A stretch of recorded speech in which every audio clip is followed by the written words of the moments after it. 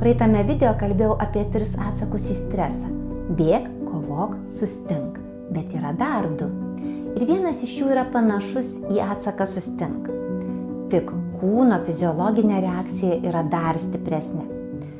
Žmogus darosi vangus, darosi silpna, kūnas tarsi užblokuotas. Ir išeiti iš tokios stresinės būsenos pakankamai sunku. 5. būsena yra pataikauk.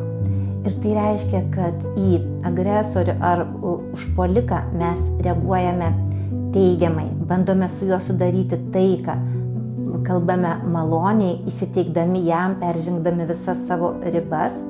Ir už to dažniausiai glūdi nuostata, kad jeigu aš būsiu mandagus ir geras, tai manęs nenuskriaus.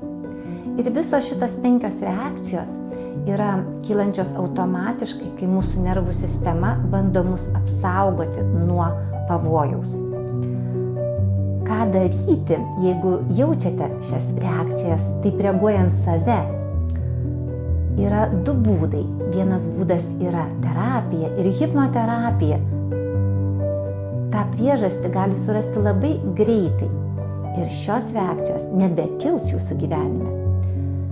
Antras būdas yra atpažinti šias reakcijas ir juose keisti savo mąstymą, pradėti galvoti pozityviai ir tuomet kūno reakcija pradės veikti kitaip, padėdama jums išeiti iš šios būsenos.